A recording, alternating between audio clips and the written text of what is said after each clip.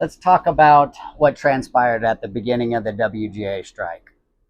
We were told that we could keep working if our show had a script.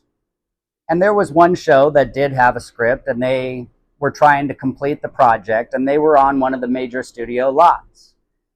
And one day, the picketers came to that facility, and they were actively picketing, but they weren't blocking all of the gates for that lot.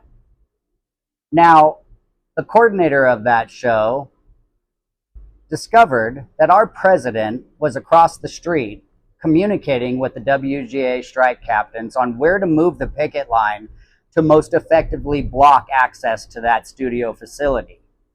And that very same coordinator had proof of text communication between the WGA and the president of our local.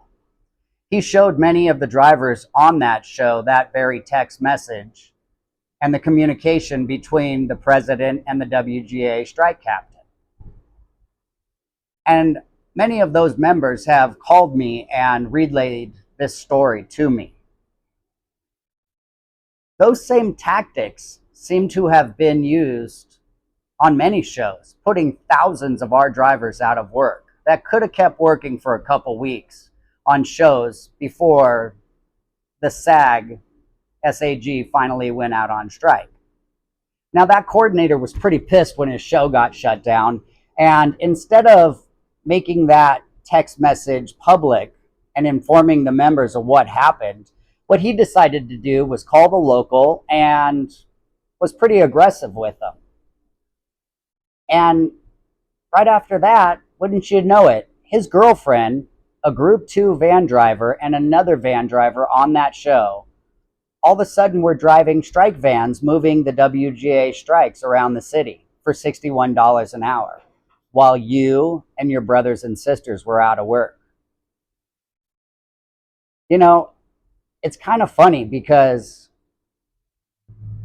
I keep hearing another story too in regards to this girlfriend. And I saw a photo of her sitting in on our negotiations with the AMPTP. And then I heard that she was sent to Washington, D.C. to go to business agent school, and that it just hasn't been announced that she will be our 10th BA. So effectively, a coordinator that had proof that our union actively and with malice shut down shows that our drivers were working on was bought off for a van job and a BA job. I can't believe that this is where we are in this local, that a special group of coordinators can be purchased for their silence or for their support. So there's a 1% of coordinators that they seem to just be supporting this corruption to benefit themselves, because this is a clear case of that. It doesn't have to be this way, you guys. A corrupt administration has no place in office of 399. And we could make a change, but it's going to have to start from the ground up with the drivers, the dispatchers, the DOT, the locations managers, chef drivers, chef assistant drivers, animal wranglers, snake wranglers, casting agents. It's not going to come from this special 1% of people who are in support of this administration to benefit themselves. This needs to stop. This is corruption at its core, and we can't allow this to continue.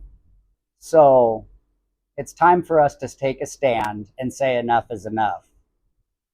You guys let me know in the comments what you've heard about this situation, because it doesn't seem to be a secret in the industry at this point.